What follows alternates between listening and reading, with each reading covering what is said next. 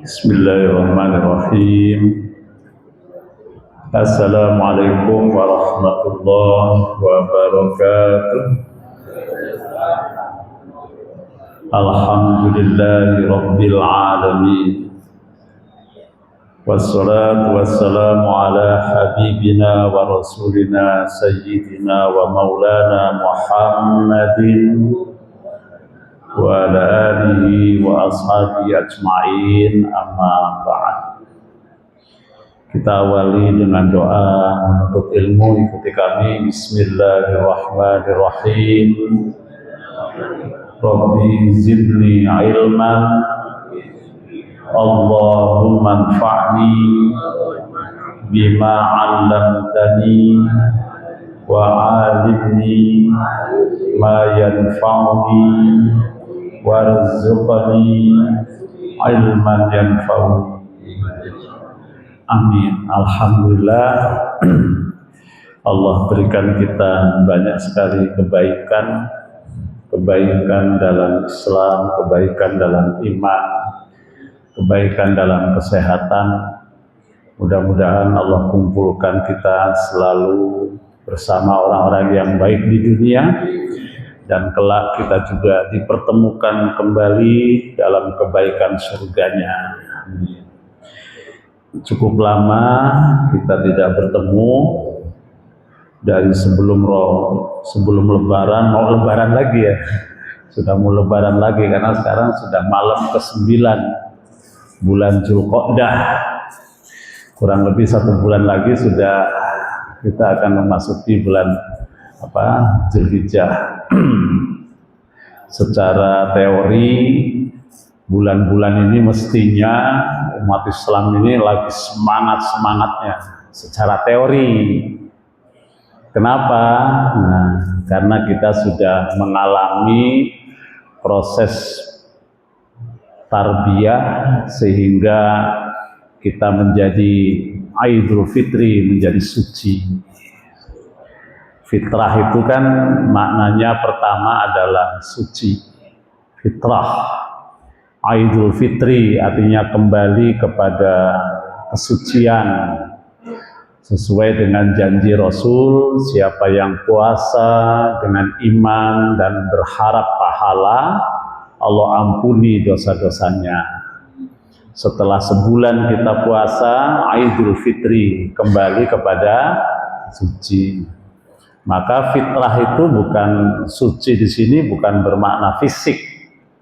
Kalau bermakna fisik itu bisa toharoh, bisa nadhofah, bisa juga zakah, itu namanya suci. Tapi kalau fitri, yang Idul Fitri, kembali kepada kesucian, artinya jiwa kita bersih dari dosa. Itu yang pertama. Yang kedua, fitrah itu artinya asal kejadian.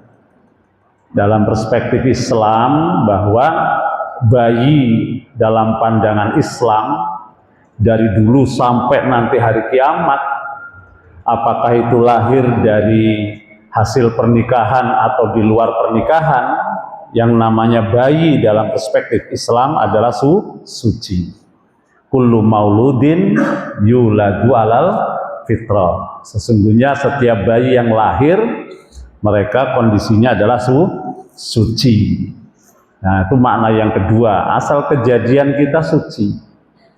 Meskipun dosa banyak, begitu Ramadan kita jalankan proses ibadah dengan baik, kondisinya akan dikembalikan seperti asal kejadian. Kita dalam keadaan suci.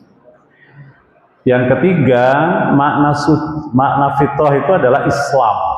Ini kalau kita buka dalam surat Ar-Rum 30, 31, 32. Fa'aqim wajhaka lid-dini hanifa fitratallahi allati fataran nasa 'alaiha la tabdila li khalqillah. Jadi ketetapan Allah bahwa fitrahnya manusia itu ya di dalam Islam. Sehingga bisa kita pahami bahwa rahmat Allah diantaranya yang terbesar adalah menurunkan agama, menurunkan wahyu kepada manusia sebagai petunjuk. Untuk apa? untuk bisa mengantarkan manusia itu menggapai hidup yang bahagia. Jadi dalam pandangan Islam, nggak akan bahagia tuh orang hidup tanpa dia jalankan syariat. Nggak akan selamat manusia itu hidup dunia dan akhirat kecuali dia jalankan syariat. Tidak ada keamanan, keselamatan kecuali kalau dia menjalankan Islam. Itu fitrahnya begitu. Maka bagi kita sulit rasanya dalam perspektif bahagia menurut Allah, manusia itu akan tenang hidupnya kalau jauh dari Islam. Sulit rasanya kita bayangkan, ya kan? Sulit rasanya kita dapatkan ketenangan hidup, kedamaian jiwa, ketenangan hati, kecuali berada dalam Islam. Itu jelas teorinya begitu. Surat Ar-Rum 30, 31, 32. Jadi kalau kita ingin keluarga kita sakinah, mawaddah, warahmah, jalankan tuh aturan syariat Islam dalam keluarga. Insya Allah sakinah, mawaddah, warahmah. Kalau kita ingin mendapatkan rizki yang berkah, jalankan tuh syariat dalam berekonomi sesuai dengan Al-Quran. Begitu. Dan seterusnya dan seterusnya. Karena memang fitrah manusia itu sejatinya adalah di dalam Islam. Seperti halnya dulu saya pernah gambarkan, ikan itu fitrahnya di mana, Pak? Nah, kan pernah saya sampaikan kan? Fitrahnya ikan itu di dalam air. Jangan salah persepsi kalau ikan keluar dari air itu kemudian menggelepar-gelepar dianggap joget-joget, bukan. Itu namanya salah apa tadi? Salah persepsi, gagal paham. Ikan lele begitu loncat ke darat kok bahagia banget ya, dia goyal-goyal. Itu bukan bahagia, sedang apa kira-kira? Sedang sekarat. Ya kan? Makanya dalam Al-Quran, la yaghurrannaka taqallubul ladina kafaru bil bilad. Jangan menipu Anda. Hilir mudiknya orang kafir di dunia ini dianggap oleh kita mereka bahagia. Jangan anggap. Sebenarnya mereka itu sedang mencari kedamaian yang nggak akan pernah dapat damai. Begitu. Kenapa? Nah, karena yang tahu kebutuhan manusia lahir dan batin siapa? Ya penciptanya, yaitu Allah. Begitu. Ya kan? Kalau kebahagiaan persepsinya dikembalikan pada definisi manusia, mungkin semuanya akan mengarah kepada hidup bahagia itu kalau bergelimang harta. Mungkin begitu. Kalau dikembalikan bahwa kebahagiaan itu menurut persepsi masing-masing. Saya yakin. Kenapa? Karena manusia itu diberi oleh Allah kesenangan, kecenderungan kepada harta. Makanya dalam bahasa Arab, harta itu menggunakan kata mal. Malun, mala yamilu mailan, kecenderungan gitu kan. Sampai disebut oleh Allah zuyyina linnasi hubbus syahawat. Kecenderungannya itu bukan hanya sekedar cenderung saja, tapi dihiaskan kepadanya bahwa mereka itu memandang indah hidup itu dengan bergelimang harta. Nah, makanya dalam Al-Quran disebut mal, harta. Berapa kali Pak diulang dalam Quran? Berapa kali kira-kira? Mal, amwal. Itu kalau ulama menghitung, saya juga nggak pernah menghitung, cuman pernah baca tafsir. Dalam Al-Quran diulang 88 kali kata harta itu. Dalam Al-Quran. Itu menunjukkan apa? Memang orientasi kita hidup bukan harta. Tapi kenyataannya semuanya pakai, iya toh? Ya kan? Tapi orientasi kita bukan harta. Tapi kenyataannya, ya kan, mau haji pakai uang, umroh uang, korban nih besok nih, ya kan, pakai apa? Uang. Bersedekah pakai uang, berinfak pakai uang. Masya Allah, ya kan? Melakukan kebaikan, pengen sholat nyaman perlu uang, AC-nya yang bagus, ya kan? Ini kayaknya karpetnya sudah lama nggak ganti ya, ya kan? Dan tidak apa-apa kan, kalau untuk rumah Allah insya Allah, ya kan? Semakin nyaman kita. Nah, coba bayangkan, subhanallah. Jadi tadi fitrahnya manusia itu hidup di dalam Islam. Nah, gambarnya tadi seperti ikan, fitrahnya di dalam air. Kalau ikan di dalam air, sudah itu udah habitatnya, dunianya, hidup dia pasti. Ya kan? Karena itulah yang menjadi ketetapan Allah. Nah, sekarang fitrahnya manusia di mana? Hidup untuk menggapai kebahagiaan dalam Islam. Kata siapa tadi? Fa'akim wajhaka lid-dini hanifa. Hadapkan wajahmu kepada agama Allah yang lurus. Fitrah Allah, itulah fitrah ketetapan Allah. Alladzi fataron nasa alaha, yang ketetapan itu sudah ditetapkan untuk manusia berada di atasnya. Dzalika dinul qayyim, itulah agama yang lurus. Walakinna aktsaron nasi la ya'lamun, cuman kebanyakan manusia tidak tahu. Jadi kalau yang tahu teori ini salah. Pengen sukses kok malah jauh dari masjid, itu kayaknya salah. Ya kan? Ayo nak, kamu belajar yang pinter, biar cerdas, biar sukses. Tapi nggak sholat, biar tegur. Itu juga salah persepsi. Ya kan? Masya Allah. Nah ini kira-kira dengan teori tadi mestinya sih bulan Syawal itu, bulan apalagi sekarang Dzulqa'dah, lagi semangatnya nih keislaman kita. Teorinya begitu. Maka kalau kita buka sejarah, tradisi para sahabat, tradisi tabi'in, tradisi tabi'in, atau yang sering disebut oleh orang-orang sekarang itu namanya salafus sholih, orang-orang terdahulu yang soleh-soleh. Mereka membagi tahun menjadi 2. 6 bulan setelah Ramadan fokus menjaga nilai-nilai ketakwaan. 5 bulan menjelang Ramadan yang akan datang fokus mempersiapkan diri. Itu kalau kita baca dalam sejarah. Jadi kalau 6 bulan pertama ya Syawal, Dzulqa'dah, Dzulhijjah, terus Muharram, Safar, Rabiul Awal. Sampai Rabiul Awal nanti fokus bagaimana menjaga nilai-nilai Ramadan yang sudah kita raih itu. Baru setelahnya Rabiul Akhir, Jumadil Awal, Jumadil Akhir, Rajab, Sya'ban, mempersiapkan diri untuk menghadapi Ramadan yang akan datang. Itu tradisi para salafus soleh terdahulu. Nah, makanya PR bagi kita gimana sih upaya supaya menjaga kefitrian itu tetap. Nah, tadi dalam surat Ar-Rum ayat 3:11-nya diterangkan. Pertama taubat, ya kan? Ayo kita taubat. Kemarin waktu Ramadan kok sholat ke masjid itu semangat betul gitu loh. Jangankan yang wajib, sunnah saja nggak pernah ketinggalan. Traweh kan sunnah kan itu jangan ketinggalan. Mestinya Syawal, Dzulqa'dah itu lagi semangat-semangatnya ke masjid. Tapi kok libur? Nah, kan gitu. Kenapa kok malah pada libur? Ya kan?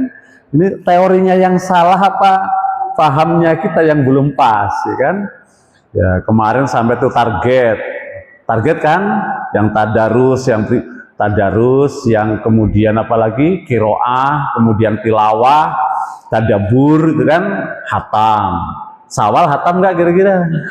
Kan? Mestinya tuh semangatnya itu Syawal itu mestinya. Ya saya sendiri kalah dalam hal ini. Saya waktu Ramadan alhamdulillah targetnya tercapai, 5 kali hatam tercapai. Tapi ketika Syawal cuma sekali hatam, kan turunnya jauh kan, mestinya kan semangat, ya. Memang manusiawi gitu ya. Nah inilah saling mengingatkan, tawasobil tawasobisob, tawasobil marhamah. Ya kita sudah latihan tuh teraweh, lanjutkan dengan tahajud malam. Jangan kemudian malah Syawal libur tahajud malamnya. Nah kan, astagfirullah. Pertama munibina ilaihi, pertama taubat. Ya Allah, kemarin kok semangat tahajud malam, sekarang malah libur. Astagfirullahaladzim. Kemarin senang ke masjid, kok sekarang malas ke masjid. Astagfirullahaladzim. Taubat itu namanya, ya kan? Kemarin baca Quran pakai target, Syawal, Dzulqa'dah kok nggak pakai target. Astagfirullahaladzim, kan begitu, ya kan? Ya Allah luar biasa. Kemarin Ramadan sodakonya semangat itulah bagi takjil. Dengan semangat siapa yang membagikan futur, sama halnya dia mendapatkan pahala orang yang berpuasa. Wah, kita ngirim takjil, ya kan? Sodako, Syawal libur, ya kan? Dzulqa'dah libur. Astagfirullahaladzim. Jadi cara menjaga kefitrian itu satu, taubat, munibina ilaihi. Kemudian wattaqu, ayo bertakwa kepada Allah. Takwa itu apa sih? Akidahnya baik, taat ibadah, akhlaknya mulia. Mungkin bahasa sederhananya, akidahnya mantap, hablum minallahnya juga mantap, hablum minan nasnya juga mantap. Itu takwa itu begitu. Itu surat Al-Baqarah 177. Kan tujuan Ramadan puasa kita kan takwa kan? Nah, takwa itu apa? Nah, takwa itu bukan angan-angan. Takwa itu tadi akidahnya semakin mantap. Makanya kan kita latihan puasa itu latihan akidah. Ya kan? Ibadah yang nggak kelihatannya cuma puasa, tahajud kelihatan, baca Quran kelihatan, umroh haji nggak kelihatan lagi. Bagaimana nggak kelihatan orang pakai acara tasyakur safar, ya kan? Kelihatan. Besok Idul Adha ngasih kurban kelihatan, nih kurban saya yang paling besar. Boleh saja asal bisa menjaga keikhlasan. Nah, latihan kita Ramadan untuk akidah kuat itu kan ikhlas puasa. Nggak ada yang tahu ibadah itu puasa itu. Sampean puasa nggak ada yang tahu. Mau Senin mau Kamis nggak ada yang tahu. Mau ngaku puasa 6 hari Syawal dengan yang nggak puasa nggak kelihatan, ya kan? Nah, kenapa kalau kita jalankan puasa itu dengan sunyi, senyap, hanya kita dengan Allah yang tahu? Itu latihan akidah. Makanya ketika tujuan puasa itu takwa, itulah latihan akidah. Yang kedua, ya kan, takwa itu taat. Jadi semakin taat dia kepada Allah, menjalankan perintahnya, semakin bertakwa. Maka takwa kita pasti levelnya beda-beda, nggak sama. Ada yang haqqatu qoti, ada yang mastato sesuai dengan kemampuan. Takwa itu pasti beda-beda level kita. Kata Allah, semakin takwa semakin mulia. Nah, jadi takwa itu apa implementasinya tadi? Akidahnya mantap dia. Yang kedua, keibadahnya juga kuat. Yang ketiga, jangan lupa disebutkan dalam ayat itu wa atal mala ala hubbihi, berbagi. Nah, ya kan, kepada sesama. Jadi hablum minan nas juga bagus. Kemudian ketiga, cara menjaga kefitrian adalah wa aqamas shalah, menjalankan ibadah sholat.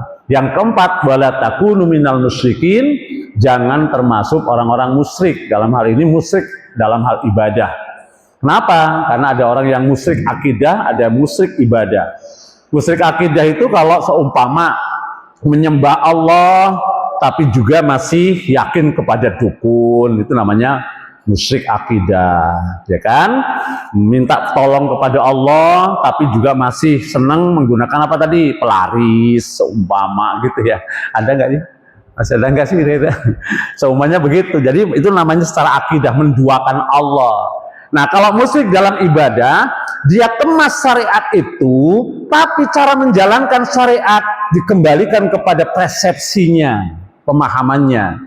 Dulu di zaman Nabi, tawaf itu ibadah. Tapi menurut mereka, tawaf itu dengan telanjang. Nah, kan gitu kan? Tawafnya ibadah, ini namanya kemusyrikan dalam ibadah. Tawafnya syariat, tapi cara menjalankannya mengikuti persepsi mereka. Begitu selesai tawaf, mestinya kan sholat 2 rakaat di makam Ibrahim. Mereka nyembah patung. Nah, kan begitu kan? Sebagai wasilah. Jadi syariat, tapi juga di dalamnya ada apa? Teknis pelaksanaan sesuai dengan. Nah, di sini disebutkan jangan kamu menjadi orang-orang yang musyrik dalam hal ibadah. Apa?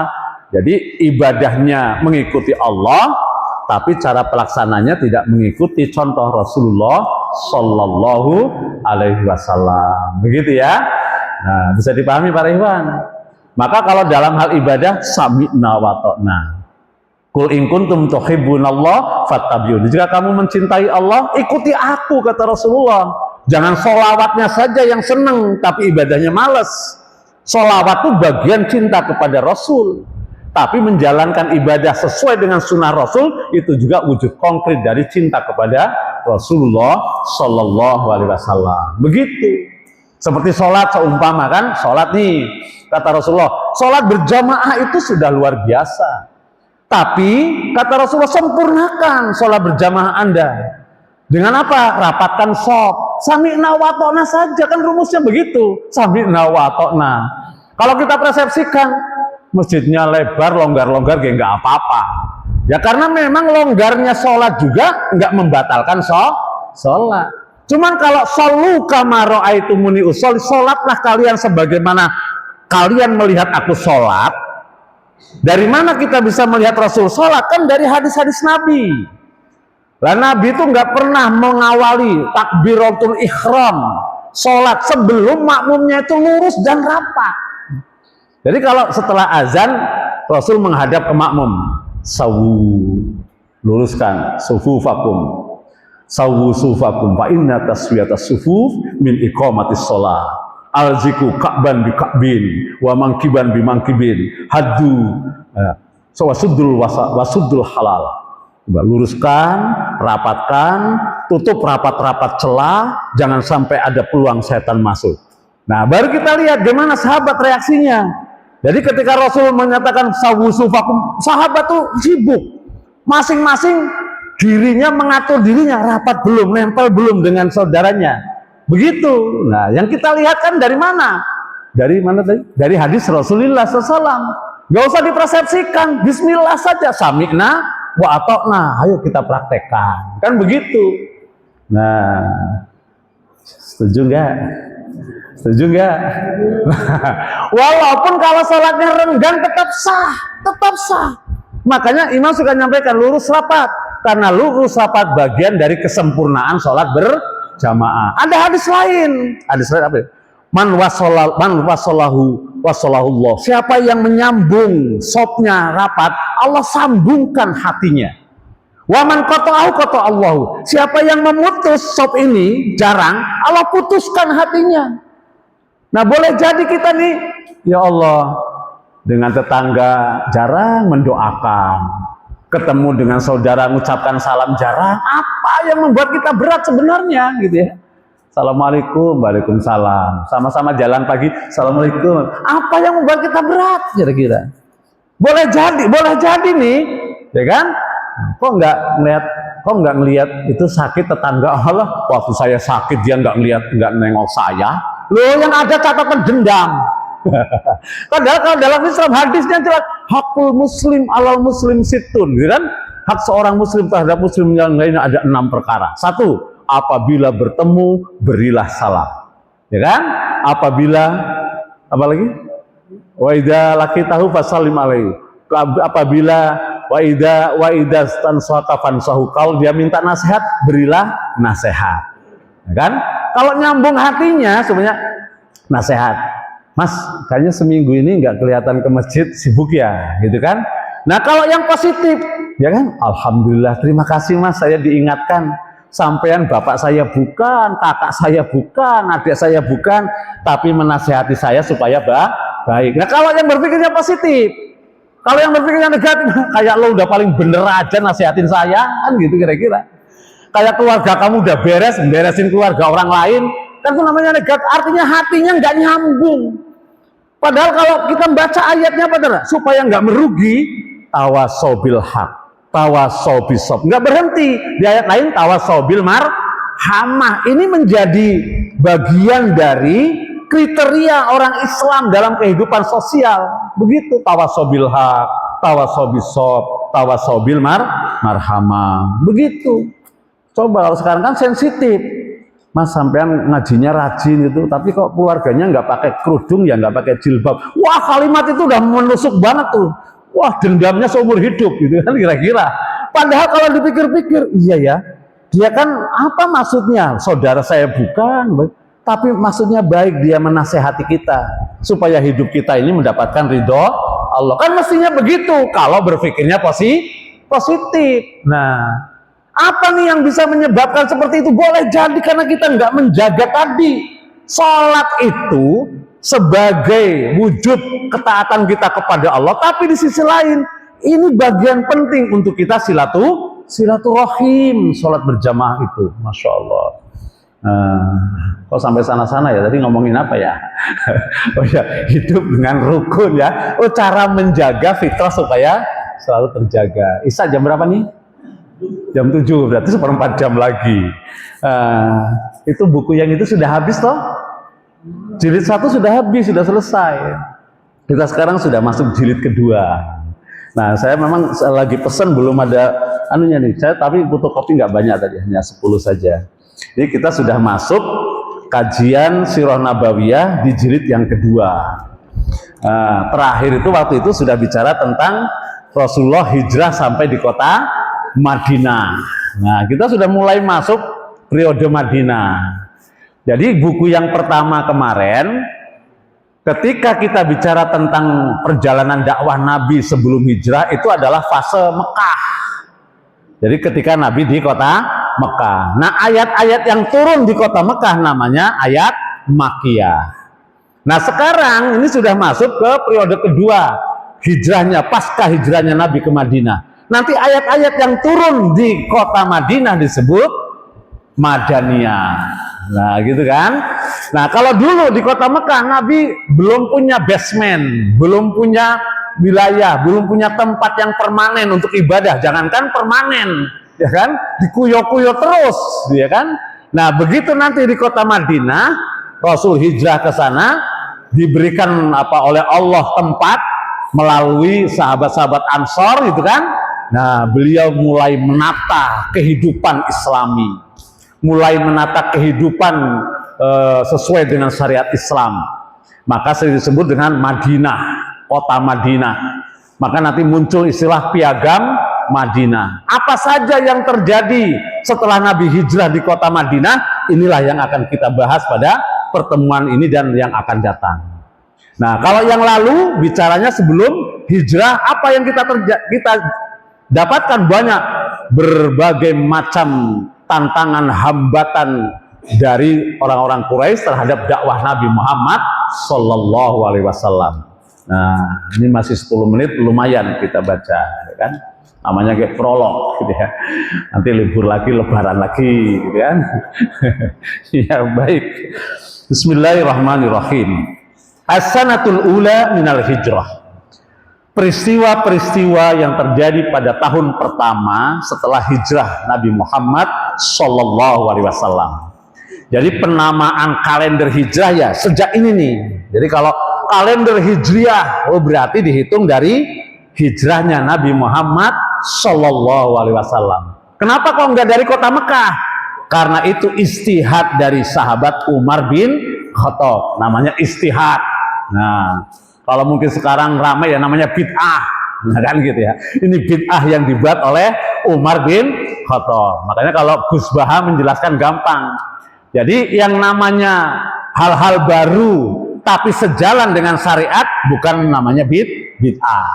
Tapi kalau hal-hal yang baru bertentangan dengan syariat itu baru namanya bid'ah. Makanya ada hadis, barang siapa man sanna sunnatan hasanatan falahu khairun falahu ajrun. Barang siapa yang melakukan kebaikan dan kebaikan itu diikuti oleh orang lain, maka dia sudah membuat sunnah yang baik, kan begitu kan?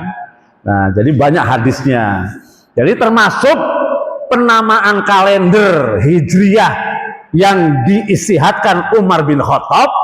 Nah, itu juga bagian daripada sunnah Khulafaur Rasyidin Al-Mahdiyin. Kalau nggak mau dikatakan apa tadi? Bid'ah hasanah, gitu ya. Nah, jadi kenapa kok Umar bin Khattab memberi nama kalender nggak sejak Nabi diutus jadi Nabi, tapi setelah hijrah? Itu adalah hasil istihad Umar bin Khattab. Untuk apa?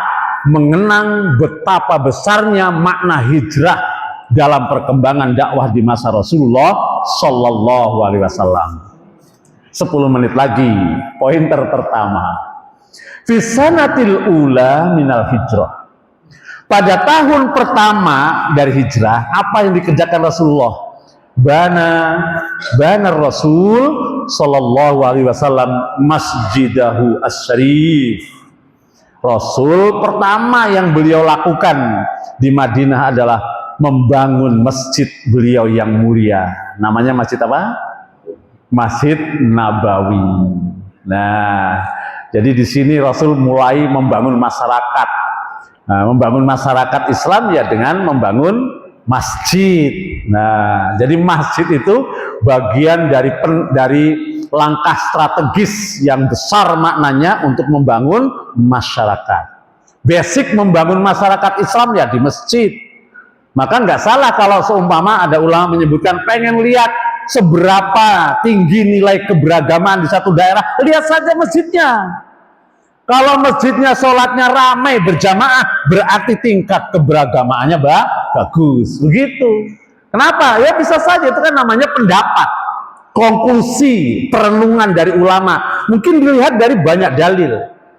Maka di dalam Al-Quran, ayat-ayat yang bicara tentang masjid, pasti ayat yang turun di Madinah. Karena di Madinah inilah mulai melaksanakan hasil Isra Mi'raj. Sholat 5 waktu itu ya di Madinah.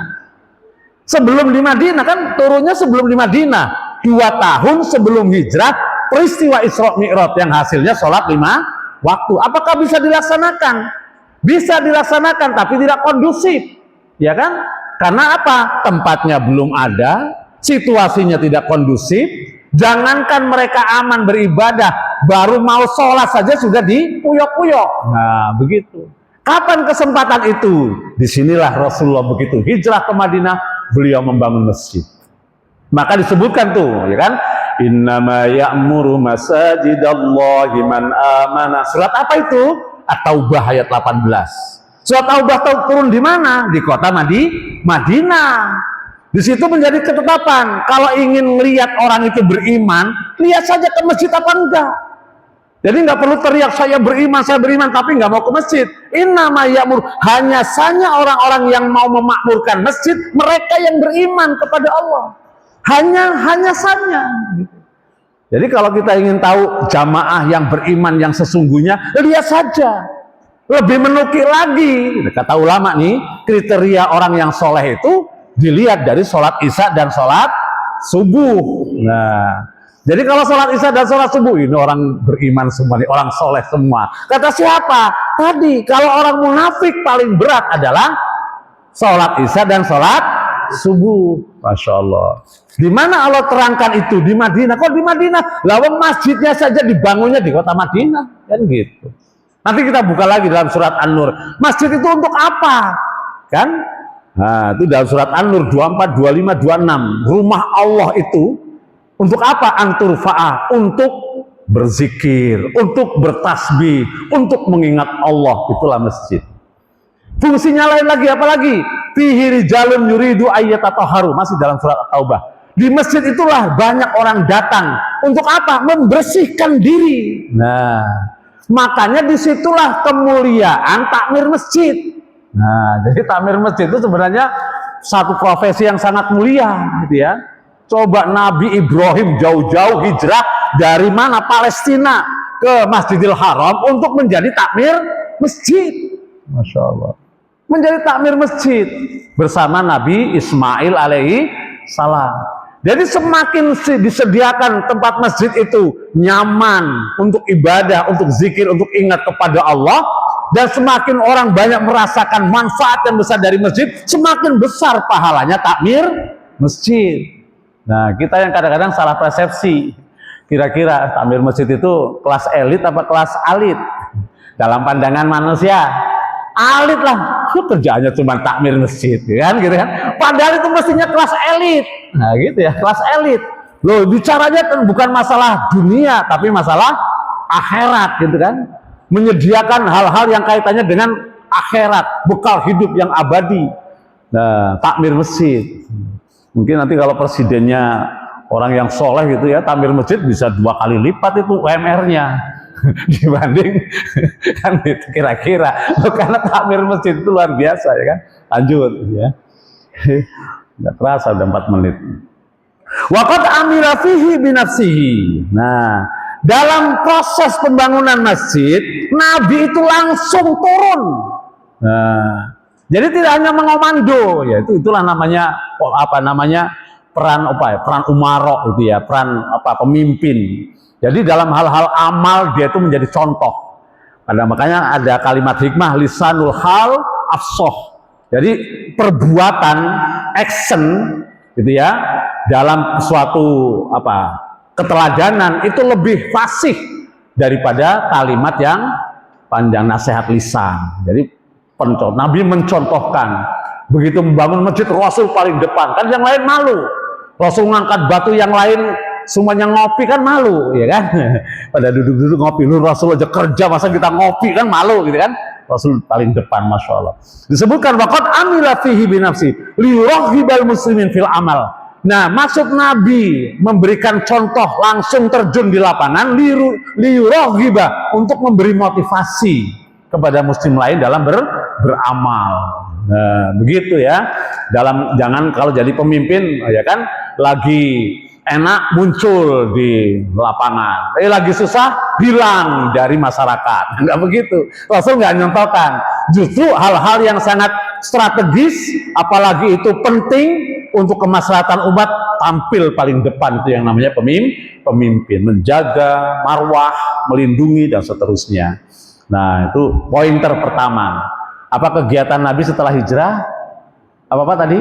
Membangun masjid. Yang kedua, wa fiha syuri'al azan. Nah, di tahun pertama juga disyariatkan azan. Nah, jadi kalau ini baca dalam sejarahnya panjang, kok ada azan apa? Jadi setelah Masjid Nabawi jadi dengan kesederhanaannya waktu itu kan, setiap azan bingung tuh sahabat. Gimana nih caranya memanggil saudaranya bahwa sudah waktu azan? Ayo kita pakai pesan berantai saja. Sudah azan gitu. Oh, ternyata nggak efektif. Musyawarah. Ada yang lagi, wah kita bakar aja api unggun, jadi tanda bahwa masuk sholat pakai api unggun. Wah, ada lagi yang kentongan, ada lagi yang pakai lonceng. Nggak ada yang setuju oleh Nabi. Nah, ini proses syariat azan begitu, musyawarah para sahabat, sehingga dari pendapat-pendapat yang ada Rasul nggak mengambil keputusan. Udah masing-masing pikir pulang. Nah, betul, begitu pulang, mimpi, ada yang mimpi diajari azan dan seterusnya. Begitu ada, ya Rasulullah saya mimpi diajari azan begini. Oh iya, ajarkan kepada Bilal. Bilal kan suaranya bagus, ya kan? Jadi kalau kita dengar di YouTube itu orang-orang Afrika itu memang suaranya bagus-bagus dia. Luar biasa kalau kita dengar bacaan Qur'annya, indah-indah gitu ya. Nah, Bilal dulu diberi amanah azan oleh Rasulullah, diajarkan. Begitu dia azan, mengumandangkan azan, banyak sahabat yang mimpi azan, nyampe saya juga mimpi begitu ya Rasulullah. Ini disyariatkannya azan. Jadi syariat azan secara logika kita pahami adalah syariat yang dibutuhkan untuk mengundang orang sholat berjamaah, untuk mengumumkan. Nah, logikanya begitu. Nah, walaupun sekarang merembet-merembet, lahir azan, mati azan, ya kan? Ya, logikanya mungkin nggak nyambung kan? Saya khawatir kalau diazankan nanti malah bangun sholat. Tapi maksudnya bukan itu, supaya kalimat pertama yang terdengar adalah kalimat yang thayyibah. Kan begitu saja kan? Udah nggak usah banyak pembahasan gitu kan? Daripada nanti ribut, orang sudah berpikir masalah bom atom, sudah berpikir masalah drone, sudah berpikir perang pakai keno, pakai ilmu. Kita masih ribut saja tentang masalah itu, kan nggak maju-maju gitu kan?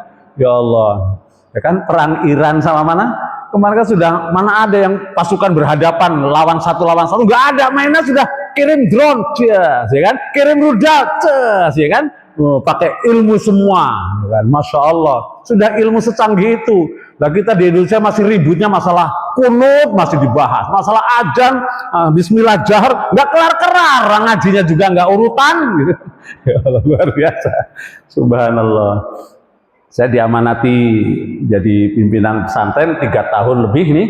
Alhamdulillah, setiap ba'da isya, ba'da subuh, baca 3 ayat dengan terjemah. Sekarang sudah sampai surat Al-Qalam. Jadi 1,5 juz lagi khatam. Jadi selesai itu, Masya Allah. Di sini udah pernah khatam belum? Belum pernah kan? Kita hampir khatam. Nah, kemudian baca kitab Sahih Bukhari. Kan ini kutubus sittah itu kan ada 7, ya, kutubus sab'ah. Kalau kita baca 1 saja dari awal sampai akhir, itu hampir sama dengan membaca yang lain. Tapi kapan bacanya? Nah, kita biasakan di sana. Jadi setiap ba'da sholat itu kita baca hadis, kemudian khusus isya dan subuh baca ayat. Hampir khatam itu, Masya Allah. Ya kan? Itu bagian dari tekad kita kembali kepada Al-Quran dan Sunnah. Walaupun memang tantangannya berat. Sudah habis ya waktunya ya? Belum, masih. Nah, makanya kita di pesantren itu dulu tekad gimana menjalankan sunnah-sunnah yang belum dilaksanakan. Walaupun kemudian opininya kepada kita negatif.